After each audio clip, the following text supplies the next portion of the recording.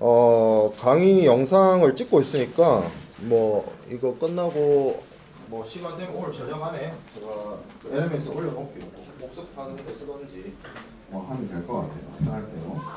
자, 그러면 오늘은 이제 제대로 된 첫 수업 시간이죠. 그래서 계약의 약간 개념, 의의 뭐 이런 내용들 좀 살펴보도록 하겠습니다. 계약은 수업 이름도 계약인데 무역 계약이죠. 나 무역 계약이라 하니까 생각이 나는 게 어제 저녁에 내가 하나의 메일을 받았어. 그 무역 계약론의 수강 신청을 하는 건지 뭐 잘 모르겠어요. 근데 이제 내용이 뭐냐면 자기는 무역이라는 단어를 들으면 가슴이 뛴대. 열정이 넘친대. 그래서 그 열정을 알아달래.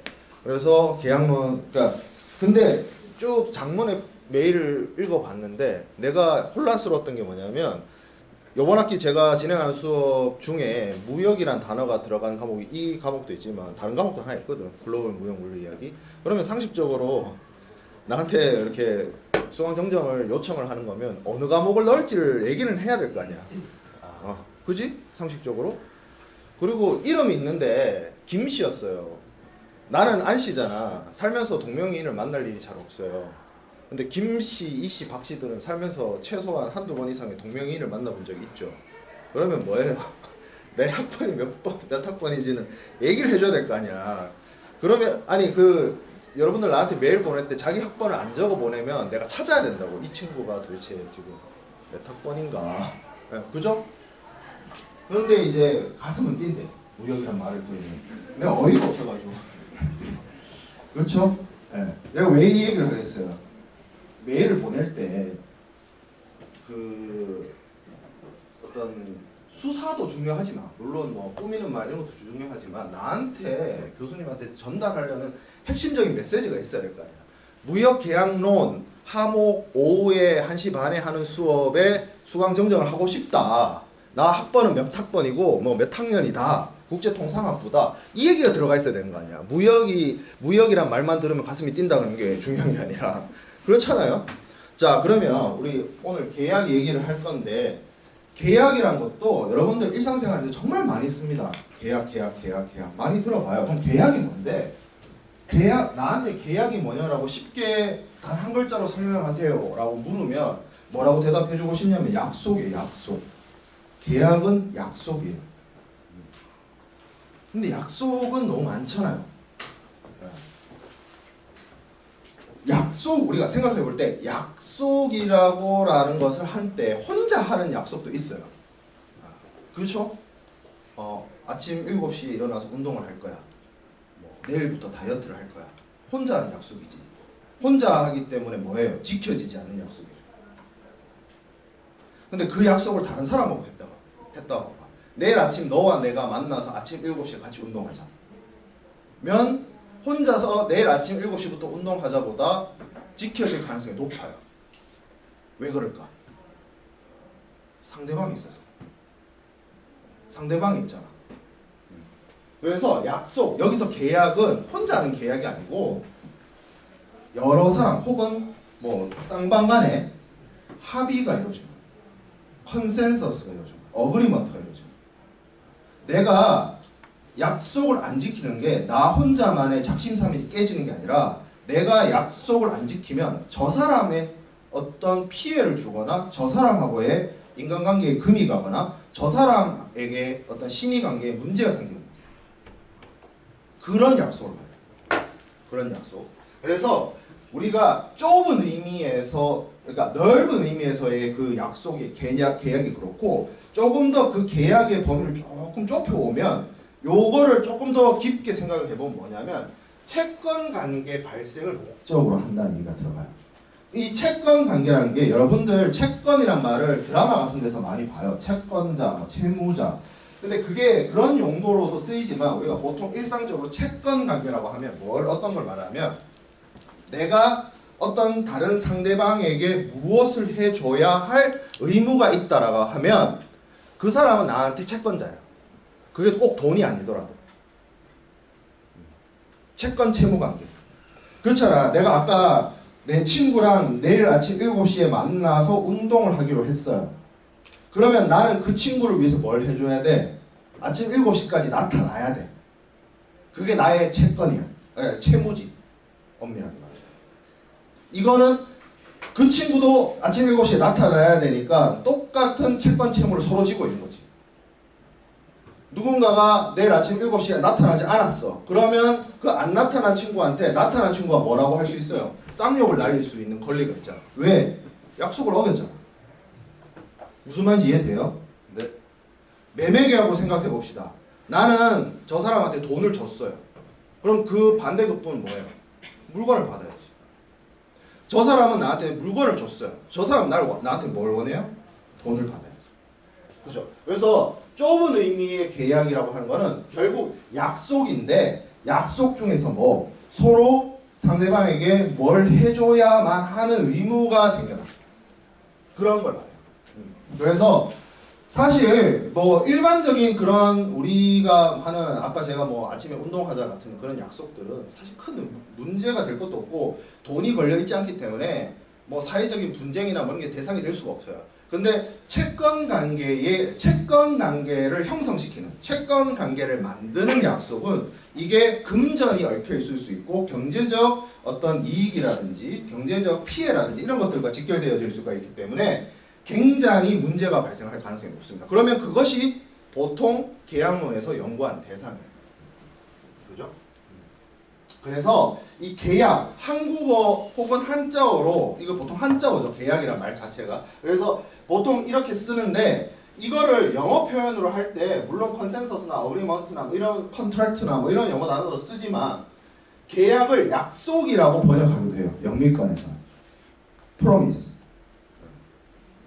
근데 사실 그래서 영미권 쪽 사람들한테 이 promise란 말과 이 동양권, 특히 한국에서의 사람들이 느끼는 그 약속의 느낌이 좀 달라.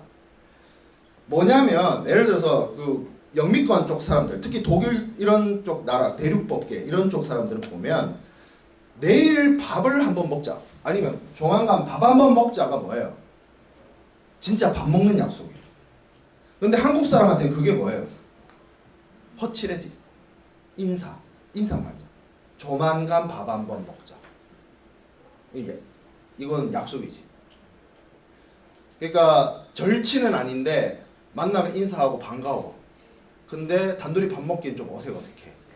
그러니까 그 헤어질 때 그냥 헤어지기 민망하니까 던지는 공수표잖아. 조만간 밥 한번 먹자. 그렇죠? 많은 그 한 단어에 엄청나게 많은 단어가 있죠. 근데 여기서 보면 조만간 술 한번 먹자는 아니야. 그 사람이랑 만나서 저녁에 서너 시간 동안 술 마실 정도는 아니거든. 맞죠? 점심 식사 정도는 괜찮아. 근데 약속을 확정하진 않아. 그죠? 근데 미국 사람한테 그 얘기를 던져봐요. 그건 진짜 밥 먹잖아. 약속의 의미가 그렇다.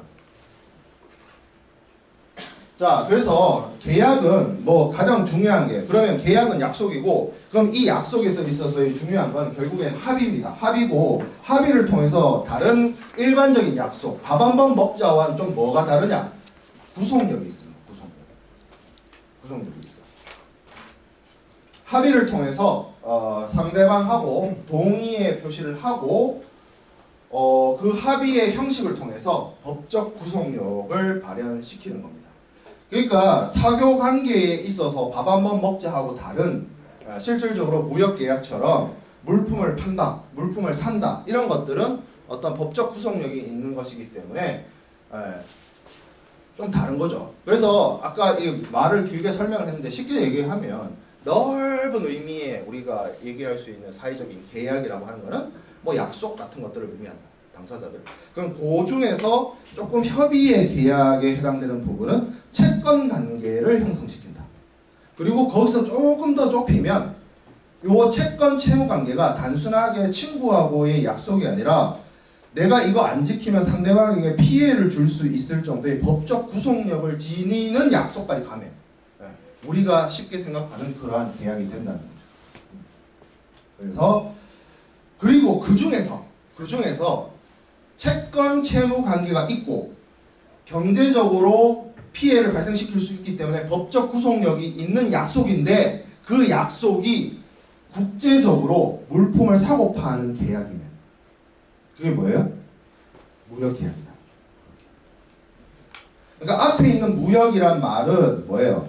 국제적인 물품 매매란 뜻이죠. 계약이라는 말은 뭐예요? 뒤에 있는 계약이라는 말은 안 지키면 문제가 생기는 법적 구속력이 있는 채권 관계를 형성시키는 상대방이 있는 약속이에요. 나 혼자의 셀프 약속입니다. 무역 계약이란 말 안에. 그죠? 위로. 자, 그러면 이 계약의 주요한 원칙들을 살펴봅시다. 이 계약의 주요 원칙들에 나오는 계약의 자유 원칙은 꼭 무역 계약에만 적용되는 건 아니에요. 그냥 폭넓게 계약이란 말에 다 적용이 된다고 볼 수가 있습니다. 첫 번째가 계약 자유의 원칙입니다. 이걸 다른 말로 당사자 자치의 원칙이라고 하기도 하고 사적 자치의 원칙이라고 합니다. 개념의 뜻은 뭐냐면 계약을 체결하는 그 당사자가 내 마음대로 하겠다는 거야. 당사자의 의지와 당사자의 의사에 따라서 자유롭게 하겠다는 거야. 여기에 제3자 혹은 국가, 사회 이런 것들이 이 당사자의 의사에 간섭하지 않겠다는 거예요. 이게 어떻게 보면 천부인권과 같은 권리예요. 내가 자유로이 나의 계약을 하겠다. 이거에 국가가 개입하지 않겠다. 그런데 그러한 자유의 원칙에 여러분들도 민주주의 시민사회의 구성원으로서 무한한 자유를 누리지만 그 무한한 자유가 방종은 아니죠. 지켜야 되는 선이 있죠. 계약도 마찬가지예요. 아무리 당사자 간에 합의를 했다 하더라도 뭐 동서양속이나 강행법규에 위반되지 않아요. 그 얘기즉슨 뭐냐면 자 내가 말도 안 되는 계약을 했어요. 내가 예를 들어서 쉽게 말해서 이런 계약을 내가 어떤 뭐 1000만 원짜리 물건을 내 친구한테 100만 원에 팔기로 했어. 시장 가격보다 10분의 1 가격으로 팔았죠. 그렇게 할 수 있어요. 왜? 내 마음이니까. 내 물건이니까. 내 친구니까. 가능해요. 국가가 뭐라 하지 않습니다. 간섭하지 않아요. 근데 내 친구를 10,000원 받고 좁히기로 했어. 아니면 어떤 사람을 100만 원 받고 죽여주기로 했어. 이게 돼요? 왜 안 돼요? 사람은 사람을 해서는 안 된다라는 공서양속과 우리나라 형법에 살인죄를 지으면 처벌받는다는 규정이 있죠. 네, 그래서 안 되는 거예요. 그죠? 그래서 계약 자유 원칙은 중요한데 그 선을 넘지 않는 한도 내에서 공서양속 강행법규에 위반되지 않는 선에서 자유롭게 자신이 의사결정을 할 수 있습니다. 그래서 뭐 뒤에서 얘기할 중고법의 뭐 적용이나 이런 부분에 있어서 계약 자유 원칙이나 당사자 자치 원칙이 많이 드러나게 됩니다. 자, 그리고 이 계약 자유의 원칙은 뭐 사적 자치 뭐 이런 말도 있는데 또 다른 의미를 가져오기도 해요. 계약 자유가 원래 그 여러분들 고등학교 사회 시간에 그 얘기를 하잖아요. 자유가 주어진 만큼 그 자유에 대해서 본인이 책임을 져야 된다. 뭐 그런 얘기도 많이 배우죠. 당연히 자신이 자신의 의사로 인해서 계약을 체결했기 때문에 그 결정에 그 행위에 의한 책임도 당사자가 지는 겁니다. 그래서 다른 말로 자기 책임의 원칙이다 이런 표현을 쓰기도 해요. 자, 여기 보면 저촉법이다, conflict rule 이런 말이 등장을 해요. 이 저촉법이라는 단어가 여러분들한테 조금 생소할 수 있는데 그래서 여기 그냥 제가 여기 강의 자료에 있는 거는 그냥 네이버에 있는 내용을 긁어다가 놓았어요. 그러니까 쉽게 말하면 저촉법이다. 이 말은 법과 법이 부딪힌다는 얘기예요.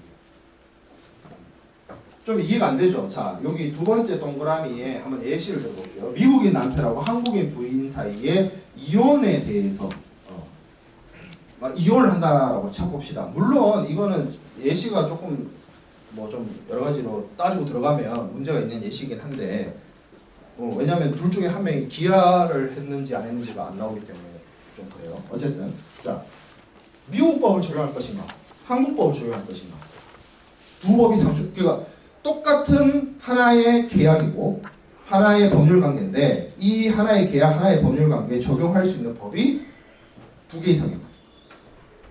법이 충돌한다. 이게 conflict 하는 거죠. 법이. 자, 그러면 이게 중요한 게 뭐냐?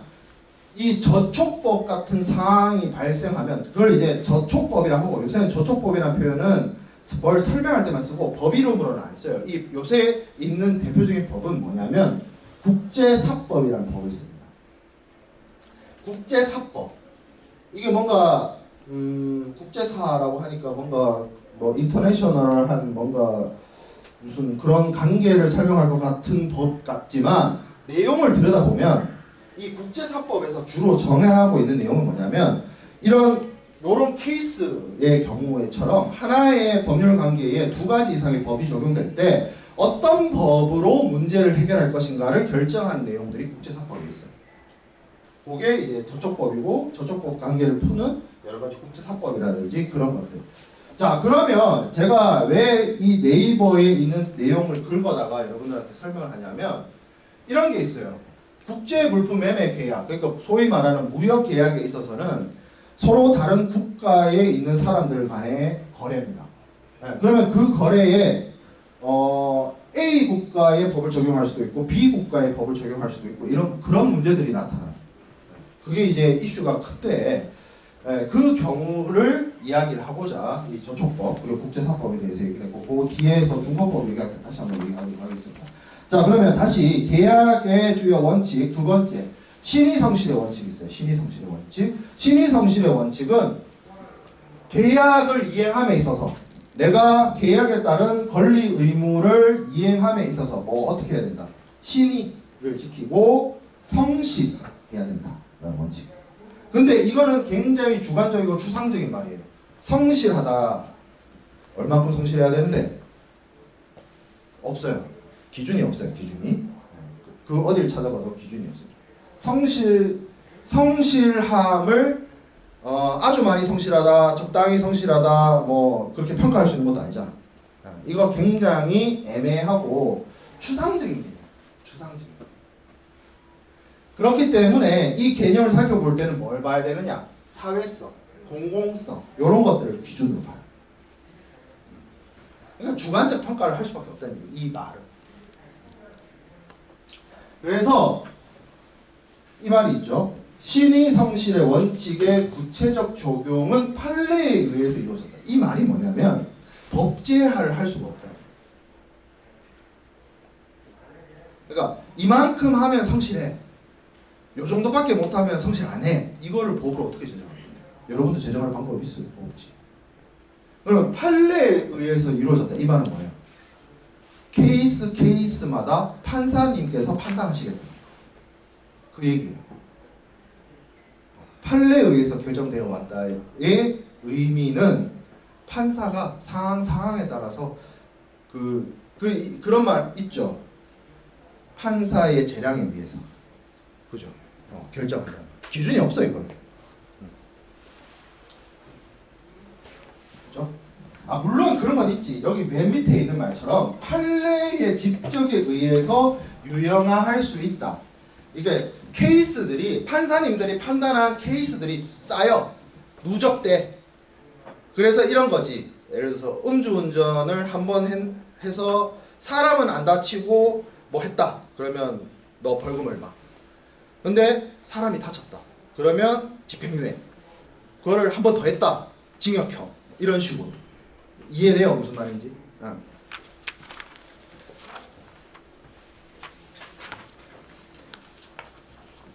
자, 그래서 신의성실의 원칙은 이게 좀 추상적이고 애매하기 때문에 간략하게 내부적인, 세부적인 사항들 한번 보도록 하겠습니다. 자, 채무 이행에 있어서의 신의성실은 얼마 정도냐? 예를 들어 볼게요. 밑에 총 매매 대금이 200만 원이 계약에서 미지급액이 불과 10만 5천 원이었다. 이거 실제 대법원 판례예요. 근데 오픈에 지연이자를 지급하기로 했다. 그런데 여기서 미지급액 10만 5천 원이 있다는 이유로 매매계약 전체를 해제했다라고 누가 이제 뭐 채권자가 주장을 한다고지. 200만 원짜리 계약. 그래서 이거는 좀 과하다. 그래서 어떻게 전체 계약 해지 못한다 라고 대법원 판례가 있어요. 이거는 정말 웃긴 계약. 그러니까 웃긴 케이스야. 왜? 200만 원 바뀌었다고 대법원까지 갔어요. 아마 실제로 여러분들 뭐 그럴 일은 없겠지만 제일 살면서 제일 좋은 거는 변호사는 그냥 친구로만 두면 돼요. 변호사랑 같이 일하면 피곤해져. 여기서 일은 송사를 한다는 뜻이야.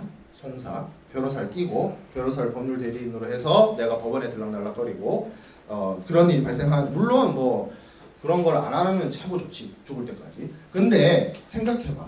200만 원 받아내겠다고. 아니 200만 원을 받아내는 것도 아니지. 매매대금 200만 원인데 못 받아야 되는 돈이 얼마야? 10만 500, 10만 5천, 10만 5천 원 받아내기 위해서 대법원까지 갔어요. 대단하죠. 그런 케이스입니다. 자, 두 번째, 모순행위 금지의 원칙이 있어요. 이거는 쉽게 말해서 한 입으로 두 말 하지 마. 말을 뒤집지 말라. 이게 이제 영미법에는 금반원의 원칙 이렇게 얘기를 합니다. 그래서 모순되는 행위를 하죠. 모순되는 행위. 뭐 여기 나와 있죠. 예시로 신용잘 개설은행이 개설의뢰인으로부터 해당되는 대가를 봐서 신용장 개설했는데 나중에 수익자에게 지급할 지급 대금이 없다. 신용장 개설하지 말던가 처음부터. 그죠? 네, 이런 것들이 신의성실의 원칙을 위반합니다. 자, 사정 변경의 원칙. 컨디션이에요. 여기서 말하는 사정이에요. 사정을 좀 봐줘 할 때 그 컨디션. 처음에 계약 체결할 때는 이런 상황이었어. 근데 급변했어요. 그래서 뭐 원재료 값이 뛴다든지 뭐 이런 것들. 최근에 그런 일들이 많았어. 왜? 전대미문의 사태가 있었잖아. 여러분들 다 겪어봤던 사태. 코로나.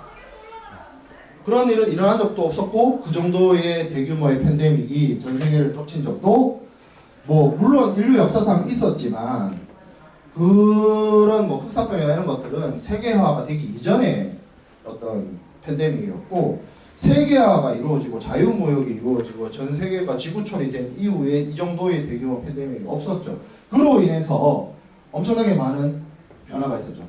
통상 환경이나 경제 환경이나 기업의 교육 환경도 엄청나게 많이 변했죠. 그럼 그런 것들 어떻게 해줘야 돼? 고려해줘야 돼.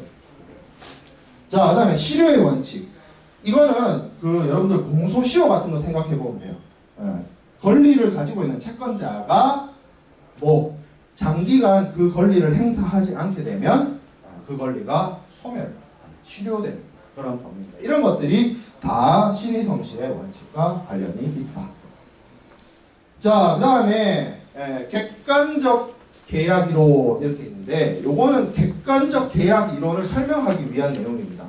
자, 그러면 우리가 앞서 계약이라고 하는 거는 가장 중요한 걸로 약속이라고 했어요. 약속은 다른 말로 당사자 간의 합의, 컨센서스 뭐 이런 거라고 얘기를 했어요. 자, 그러면 당사자 간의 합의, 약속 이게 있었다는 걸 어떻게 입증할 거냐에 문제가 있어요. 그래서 여기 보면 주관설이 있고 객관설이 있습니다. 쉽게 말하면 뭐냐면 주관설은 내 마음이야. 너와 내가 합의를 이루었다는 것을 입증하는 근거는 내 마음. 객관설은 뭐겠어요?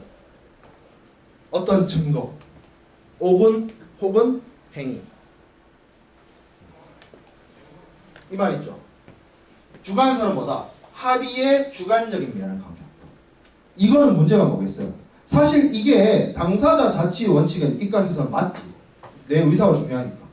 근데 나중에 이것을 입증하기가 어렵죠. 자, 그래서 객관설이 있습니다. 객관설에서는 뭐다? 합의는 마음의 상태가 아니고 뭐다? 액션이다. 액션. 저 사람하고 내가 합의를 했기 때문에 그 합의를 이행하기 위해서 내가 뭘 했다. 이게 중요해요. 자, 그래서 당사자가 합의를 이뤘다는 것에 대해서 판단을 할 때 당사자가 어떤 걸 생각하는가 이거를 뭐 하는 게 아니고 말한 것, 쓴 것, 행동한 것 이거에 따라서 판단. 어떤 말을 했다, 어떤 내용을 적었다, 어떤 행위를 했다 이런 걸 기준으로 판단을 하는 겁니다. 그래서 지금 영미법 미국의 리스테인먼트 여기 나와 있는 것처럼 주관설을 채택을 주관설이 아니라 객관설을 채택을 하고 있습니다.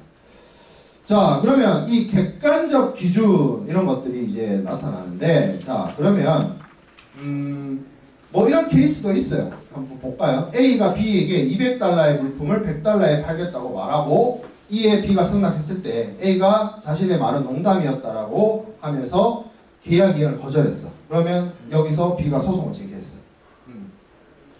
그러면 이 A가 던진 농담이 진짜 농담이었다 라고 한다면 불인정인데, 이 A라는 사람이 한 말이 농담이 아니라 B가 진담으로 받아들였다면 계약 체결이 인정되겠죠.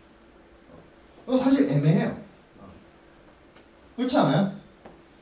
어디까지 하면 농담이고 어디까지 하면 진담이고 그런 기준이 있나? 없죠. 그렇죠. 그래서 이런 케이스 같은 것들을 보더라도 객관주의 중에서도 말로 하는 거, 구두로 하는 거는 조금 위험해요. 주관설만큼이요. 그래서 무역계약에서는 주로 어떤다? 서면 계약을 합니다. 무역계약과 관련된 일반 거래 조건 협정사라든지 뭐 이런 것들이 나타나는 이유가 여기에 있습니다. 자, 그리고 객관설의 사례 이렇게 되는데 이 재미난 사례가 하나 있어서 11, 12, 13이 거의 같은 사안이에요.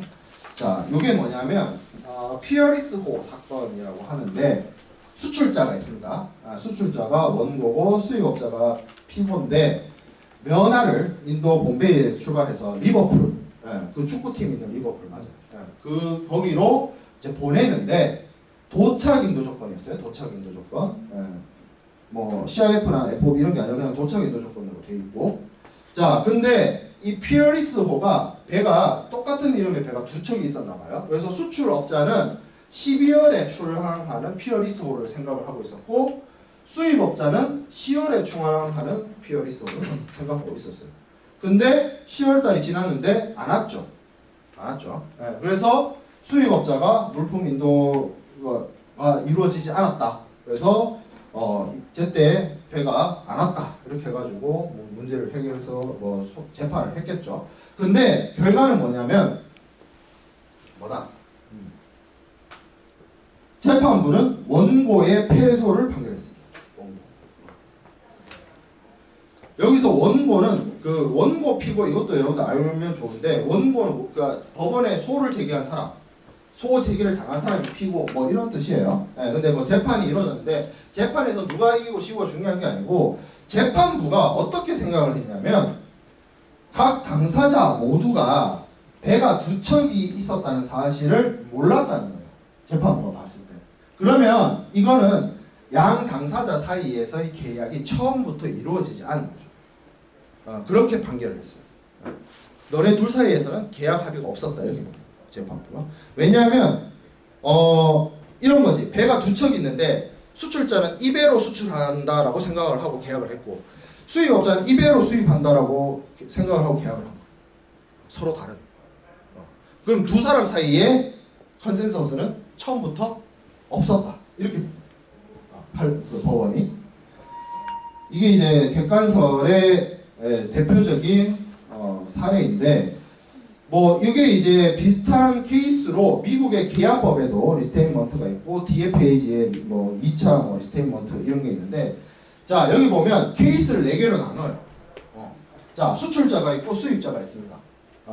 만약에 똑같이 수출자가 있고 수입자가 있고 수출자가 생각하는 배와 수입자가 생각하는 배가 서로 달라. 배 이름은 같은데 그리고 요 상황에서 갑이 사실을 알고 을은 몰라.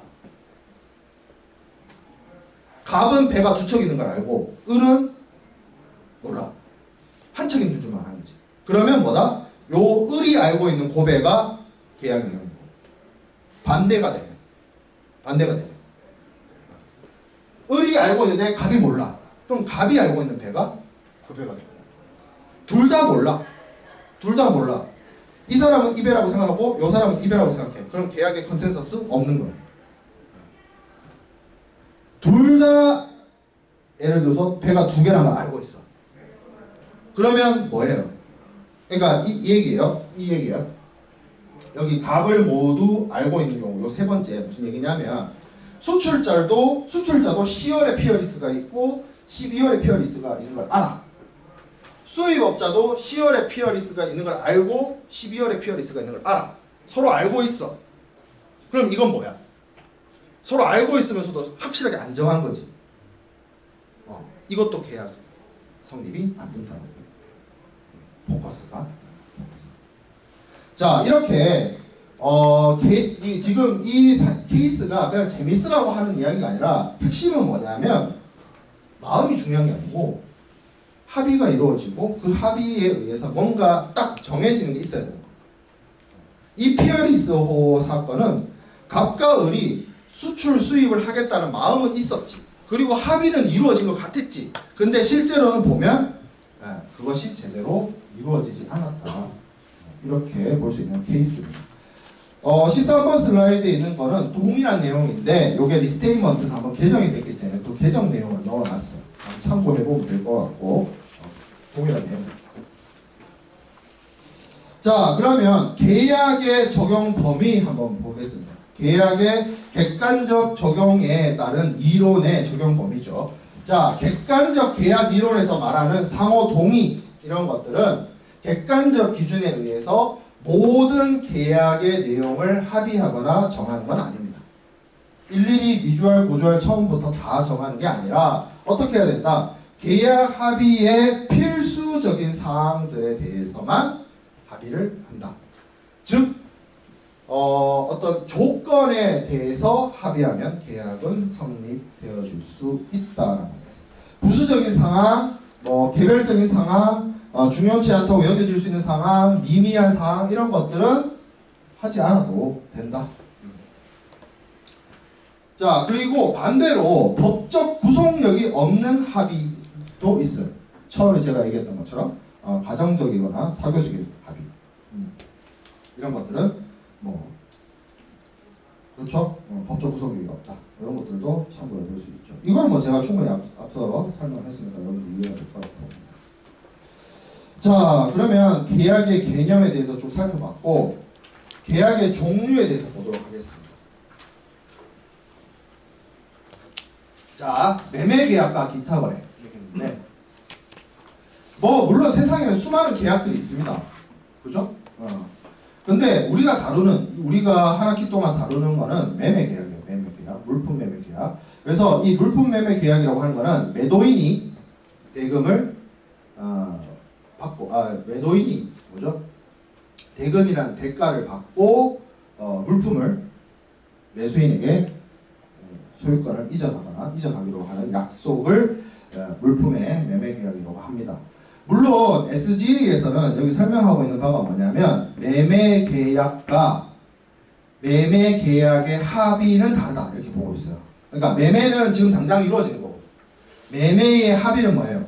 그렇게 매매를 하기로 향후에 계약 성립을 하고 나서 향후에 그 계약 내용이 성취되는 그런 것들을 말하는 건데 SGA는 좀 구분을 해놨는데 큰 의미는 없어요. 왜냐하면 한국법이라든지 미국 통일상법정이나 이런 데서는 이걸 구별을 하지 않고 있습니다. 어쨌든 매매는 양 당사자 합의에 의해서 대금을 받고 물품의 대가인 대금을 받고 물품의 소유권을 이전하는 그런 것을 매매계약이라고 한다. 그렇죠? 자, 여기 보면 기타 거래가 있는데 이 세상에 매매계약이 아닌 건 다 기타 거래입니다. 우리 기준.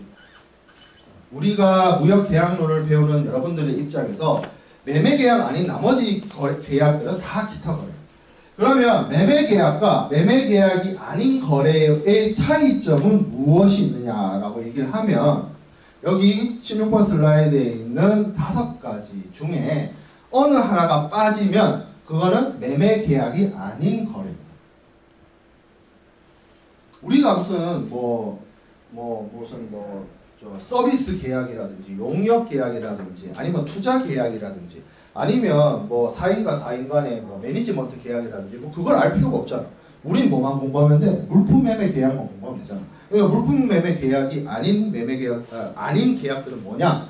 이게 없다. 계약 당사자가 없거나 상호 합의가 없거나 물품이 없거나 매도인으로부터 매수인에게 이전하는 소유권이 없거나 그리고 금전적 대금이 없거나 계약 당사자가 없으면 뭐죠? 계약 당사자가 없는 계약. 그런 계약이 있을 수 있을까? 뭐 있을 수 있겠죠. 계약 당사자가 없이 뭐 대리인이 하는 계약이 있을 수도 있고 뭐 있을 수 있죠. 경우에 따라서. 사법 관계에서는 좀 형성되기가 어렵긴 한데 예시를 드릴까 되면 자 상호 합의, 합의 없이 할 수도 있죠. 뭐 죽은 사람에 대한 거라든지 그렇지 상호 합의가 일어날 수 없잖아. 사람이 죽은 이유. 물품이 없으면 매매 계약이라고 볼 수 없죠. 그렇죠? 소유권 이전이 없으면 소유권 이전이 없는 계약은 그런 겁니다. 임대차 이런 게 이제 소유권 계약이었죠. 금전적 대금이 없는 계약, 무상으로 해주는 거, 무상 서비스 이런 게 이제 해당이 되겠죠. 어쨌든 여기 5가지 정도가 빠져버리면 그건 매매 계약이 아니에요.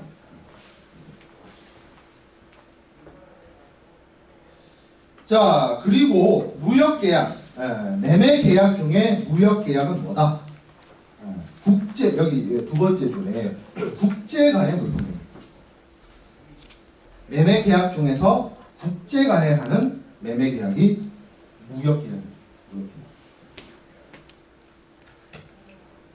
자 그러면 이 매매 계약의 대상이 되는 건 뭐냐? 물품이죠. 물품.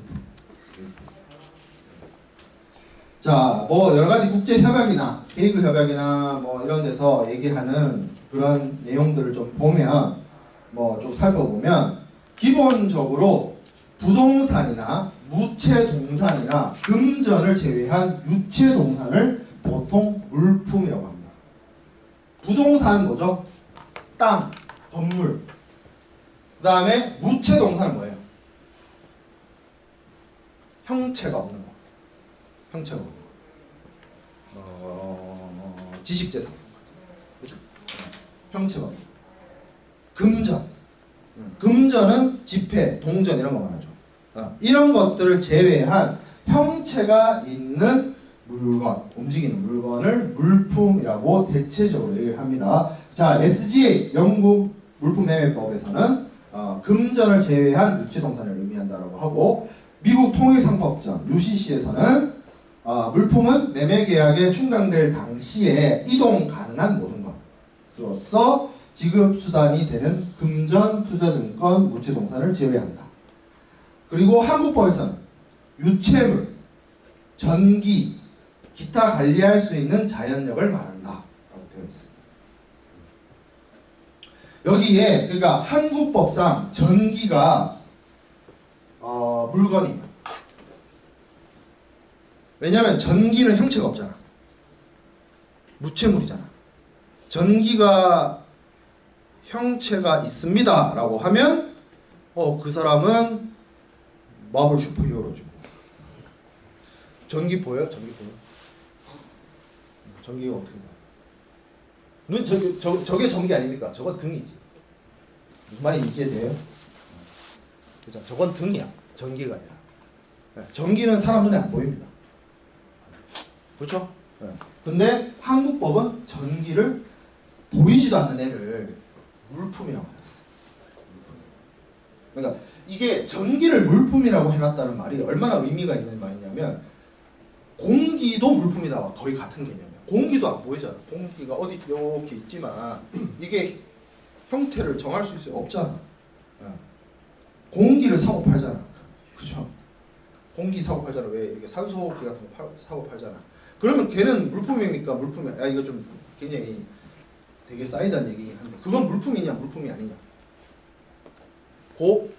고농축의 산소를 통에 담아서 팔잖아. 그럼 물품이죠. 뭐 그런 거예요. 뭐 따지고 들어가면 복잡해. 너무 따지고 들어가지 맙시다. 머리 아프니까. 자 그러면 이 물품은 어떻게 분류를 하느냐. 보통 여러가지 물품을 분류하는 시스템이 대체적으로 크게 2가지 정도가 있어요. SITC하고 HS 코드라는 게 있습니다. 요게 이런 걸 통해서 물품을 분류를 해요. HS나 SITC 같은 것도 사실은 뭐 무역 관리론이라든지 뭐 관세 통관이나 이런 수업들에서 배워야 될 내용이라서 여기서는 그냥 넘어가도록 할게요. 자, 그 다음에 매매계약의 법적 성격. 이거 여러분들 솔직히 무역 계약론이나 저 상무론 때 이거 배웠던 거야. 낙성계약, 쌍무계약, 그죠? 유상계약, 불요식계약, 그죠? 네. 낙성계약 뭐예요? 당사자 합의만 어선. 쌍무계약 양쪽 다 해야 돼. 양쪽 다 뭐가 있어? 의무가 있어. 채권 채무가 양쪽에 다 있어. 이쪽은 돈 주고 이쪽은 물건 주고. 그 다음에 무상계약 아니에요. 무상은 뭐예요? 증여지. 돈이 주고 받아야 돼요. 돈이나 그 돈에 대한 물품의 대가의 물품이 왔다 갔다 해야 돼요. 자, 불요식계약. 불요식계약이란 건 정해진 폼이 없습니다. 하고 싶은 대로 하면 돼요. 네. 그죠? 인포말 계약이에요. 인포말. 이거를 많은 사람들이 오해하는 것 중에 그 불요식 계약이라고 하니까 사람들이 어떻게 생각하냐면 서면이 없어도 된다 이렇게 생각을 하는데, 서면이 없어도 된다가 아니라 정해진 서면이 없다고 봐야 돼요.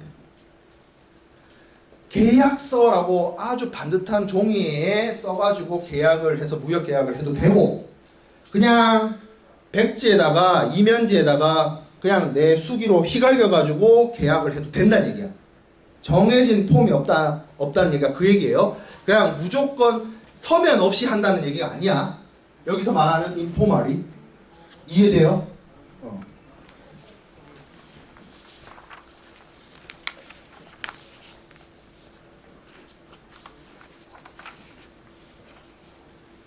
계약법의 법원. 여기서 말하는 법원은 코트를 얘기하는 게 아니에요. 법의 소스를 얘기하는 거예요. 자, 그럼 세계적으로 물품 매매 계약을 지배하는 계약법의 주요한 법원에는 다음과 같은 것들이 있습니다. SGA, 영국 물품 매매법. 제가 이 SGA를 수업 시간에 다루진 않아요. 다만 여러분들도 이미 눈치챘겠지만 여기 강의 자료 중간에 SGA는 어떻게 돼 있다 이런 식으로 나와 있어요. 이 정도로만 소개를 합니다. SGA. 영국의 물품 매매에 관한 내용들을 규정하고 있는 아주 중요한 겁니다. 영국법인데 왜 중요합니까? 이게 영국이 국제 무역 이런 부분에 있어서의 거의 어떤 중거법 역할을 수행을 해왔기 때문에 이게 큰 의미가 있습니다. 자, 그 다음에 미국 통일매매법 있고 밑에 미국 통일상법전 있습니다. UCC. 그리고 보통 영국과 미국은 뭐 성문법이 아니라 불문법 국가라고 하는데, 그렇기 때문에 판례가 굉장히 중요해요. 네, 그래서 그런 판례들을 모아놓은 어떤 판례집 같은 게 있는데 그게 이제 스테이트먼트입니다. 뭐 그런 것들. 자, 이런 것들은 어떤 특정한 국가의 법률이지만 그 국가가 가지고 있는 어떤 경제적 위상과 패권으로 인해서, 패권 국가잖아요. 영국하고 미국 다. 옛날에 패권 국가였고 오늘날의 패권 국가가 미국인데, 이를 나라들이 이제 경제활동, 국제무역을 함에 있어서 그 나라의 법이 일종의 중거법으로서 역할을 수행을 많이 해왔기 때문에 의미가 있는 것이고, 자, 5번하고 6번은 뭐냐면 이거는 국제법 혹은 국제협약이라고 볼 수가 있습니다. 헤이그 협약이 있었고요. 이게 이제 여기 나와 있는 것처럼 여러 나라들이 참여해가지고 국제 물품 매매에 관한 어떤 통일법을 만들기 위한 것들이 있었는데, 사실 헤이그 협약은 잘 안 됐어요. 결론만 놓고 얘기해 보면. 자, 근데 밑에 6번에 비엔나 협약. 비엔나 협약이 있어요. 1980년에 제정해서 88년에 발효된 비엔나 협약. 이게 이제 CISG요. CISG. 우리가 한 학기 동안, 한 학기는 아니고 중간고사 때까지 열심히 배우기로 한 CISG. 그래서 정식 명칭은 UN Convention on Contract for the International Sales of Goods. 국제적인 물품의 매매에 관한 계약에 대해서 UN이 컨벤션을 한 거죠. UN 협약이죠. 그래서 정식 명칭 한국어로는 국제 물품 매매 계약에 관한 UN 협약이라고 하고, 이거를 비엔나에서 협약이 되었기 때문에 비엔나 협약이라고 하기도 하고, 요거를 앞자를 따서 CISG라고 부르기도 하고, 그러니까 UN에서 지정했잖아. United Nation. 그래서 UNC CISG라고 하기도 하고 다 같은 겁니다. 다 같은 겁니다. 자, 그러면 한 10분 정도 남았는데 중국어 못할 수도 있겠는데. 자, 중국어법 내용은 많지만 제가 핵심적인 내용만 얘기를 하면서 빨리 끝내죠. 자, 중국어법 봅시다. 중국어법. 제가 앞서서 중국어법 이런 말을 흘렸어요. 그 중국어법이 뭐냐라고 했을 때 쉽게 말하면 지배법이에요. 지배법. 뭐의 지배법이냐? 우리가 앞서 계약이 다 뭐라 그랬어요? 처음에 약속부터 시작했잖아. 약속에서 시작해서 뭐로서 쌍방간에 합의가 있었고 법적 구속력이 있었고 채권 채무 관계. 근데 법적 구속력이 생긴다고 했죠. 법률 관계예요. 법률 관계. 그럼 그 법률 관계가 무엇에 의해서 지배되느냐? 그 법률 관계를 지배하는 법이 뭐냐라고 했을 때 적용할 수 있는 얘기가 이 중거법입니다. 그러면 중거법 결정은 뭐예요? 중거법을 뭘로 할지 결정하겠다. 그러면 모든 법률 관계는 중거법을 결정해야 됩니까? 아니에요. 그렇진 않아요. 예를 들어서 내가 지금 이제 수업을 마치고 편의점에 가서 물건을 하나 사요. 근데 편의점 주인하고 나하고 어떤 그 물품을 매매를 하다가 분쟁이 발생했어요. 그럼 그 매매 계약의 중거법은 뭘까요? 한국 상법입니다. 한국 안에서 내가 한국 사람하고 상거래 하다가 뭔가 분쟁이 발생했잖아. 뭔 중거법을 결정해? 한국 상법이지. 근데 여기서 중거법을 결정을 하겠대. 왜 중거법을 결정할까? 앞에서 얘기를 했어요. 어떤 상황이죠? 국제이기 때문에. 맞아. 국제이기 때문에 법이 두 개를 적용할 수 있는 거예요. 이 법률 관계를. 한국 사람하고 미국 사람하고 매매 계약을 하니까 한국 법을 적용할 수도 있고 미국 법을 적용할 수도 있고. 어느 법 적용할래? 어느 법 적용할래? 그 아무거나 되는 대로 하면 되는 거 아닙니까? 말이 안 되죠. 왜? 한국 법하고 미국 법하고 천지차별인데. 한국 법에서는 문제가 없는 게 미국 법에서는 문제 있고. 이럴 수 있잖아. 그죠? 누군가의 유불리가 결정될 수도 있어요. 매매계약 당사자. 그래서 중거법 결정하는 건 중요한 겁니다. 자, 그러면 중거법 어떻게 결정합니까? 힌트는 앞에서 설명했어요. 계약 자유반칙. 계약하는 사람들이 정하면 돼요. 계약 체결 시 당사자들이 합의 또는 약정한 내용이 우선적으로 적용합니다. 계약 자유반칙. 한국 사람하고 미국 사람하고 거래를 합니다. 둘이 합의했어요. 미국 법으로 하기로. 그럼 중국법보다 미국 법. 한국 법으로 하기로 했어요. 중국 법보다 한국 법. 그렇죠? 자, 이런 것도 있어요. 어떤 특정한 법이 아니라 어떤 거래나 어떤 법률 행위나 무엇을 하는 데 있어서 어떤 업종이나 업계나 그런 것들의 어떤 그 룰 같은 거 있잖아. 관습. 그렇지. 우리끼리 뭘 할 때는 이렇게 한다. 우리끼리 뭐 할 때는 저렇게 한다. 어떤 특정한 국가의 법이 아니라 우리만의 룰, 우리만의 행동 양식, 우리만의 불문율 이런 거죠. 좀 쉽게 생각하면 그런 거 많잖아요. 최근에 좀 있으면 WBC 이런 것도 하는데 야구 같은 거 보면 야구는 룰도 많은데 뭐도 있어요. 불문율 같은 거 되게 많잖아. 그런 거 생각해보면 되죠. 규정은 안 돼 있어. 그 어디에도. 근데 지켜야 되는 거. 그런 것들이 무역을 하는 데 있어서 적용되는 그런 관습들이 소위 말하는 국제상관습이나 이런 것들입니다. 자, 그래서 꼭 중거법에 대한 내용을 가지고 거래를 하는 것이 아니라 국제무역에 있어서는 상관습에 의해서 적용을 하는데 이런 것들이 조금 어떻게 볼 수 있냐면 이 중국법 결정원칙 저쪽 법적 실질법적까지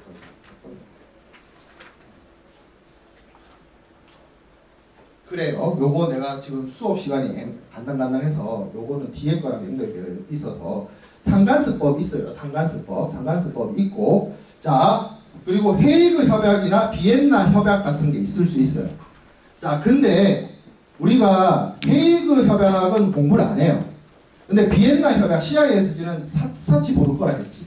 근데 샅샅이 볼 건데 여러분들 이 생각할 수 있어요. 비엔나 협약이라고 국제 물품 매매 계약에 관한 협약이기 때문에 그 협약 내용대로 국제 거래하면 되는 거 아니야? 이렇게 생각할 수 있어요. 중고법을 왜 정해?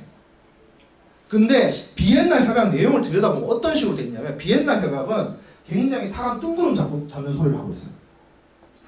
뭐 이런 거지. 쉽게 얘기를 들면 매도인이 매수인한테 소유권을 이전해야 된다라고 돼 있어요. 맞지? 물품 판매매. 근데 어떻게는 없어. 매도인이 매수인한테 소유권을 넘겨라 라고 돼 있는데 어떻게 넘기냐는 안 적혀 있어요. 비엔나 협약. 그 어디를 찾아보면.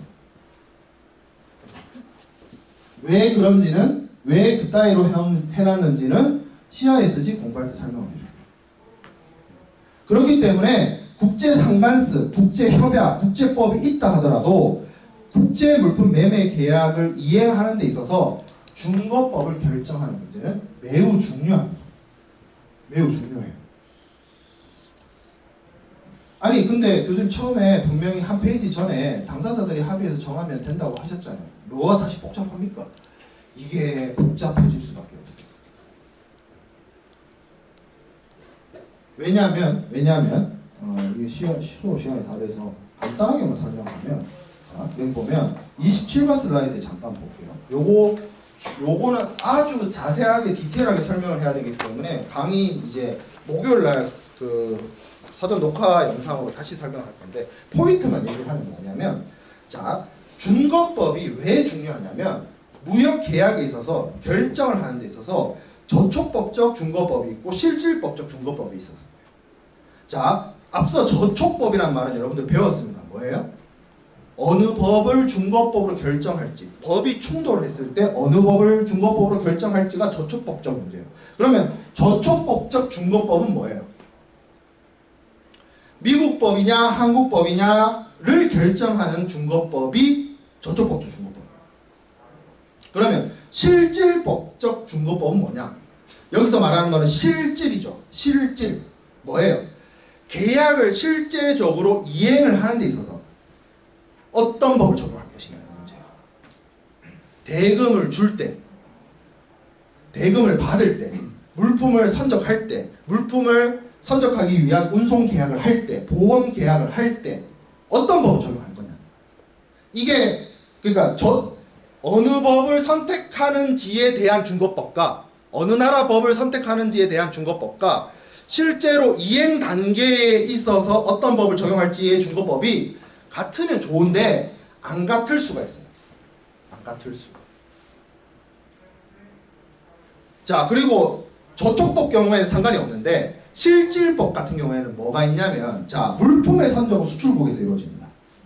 근데 대금 지급은 수입국에서 이루어져요. 그러면 통상적으로 물품의 선적과 인도와 관련된 거는 수출국법을 가르는 게 맞고 대금 지급은 뭐에 따라서 가면 좋아요? 수입국의 법에 따라서 가면 좋아요. 그 나라에서 이행이 되니까. 이게 다시 무슨 얘기냐면 무역 계약을 이행하는 단계에서 이행하는 장소의 법을 따를 것이냐 아니면 저촉법적 법에 따른 어떤 중거법을 따를 것이냐 아니면 물품의 인도가 이루어지는 계약 체결 직전 혹은 물품 인도지의 법을 따를 것이냐. 무역 계약을 이행하는 단계마다 적용되는 법이 어느 법을 적용해야 될지가 분쟁이 붙을 수가 있어요. 그래서 문제가 돼요. 제가 아까 편의점에 가가지고 편의점에서 분쟁이 붙었을 때 상법 적용하면 된다고 했죠. 그건 왜 그래? 장소도 한국이고 사용하는 화폐도 한국 돈이고 국적도 한국 사람 계약의 체결도 한국에서 이루어지고 물품 받아가는 것도 한국에서 다 이루어지죠. 근데 무역계약은 다 다를 수 있어요. 서로 다른 나라 사람이 다른 나라 화폐로 물품의 인도는 여기서 이루어지는데 물품의 인수는 저기서 이루어지고 뒤죽박죽이죠. 그러면 그 이행 되는 단계마다 적용할 수 있는 주거법을 어떻게 결정할 것이냐에 대한 이슈가 있습니다. 추가적인 설명은 오늘 여기까지 하고 목요일날 사전 제작된 영상으로 이어서 하도록 하겠습니다. 마칠게요. 네. 고맙습니다.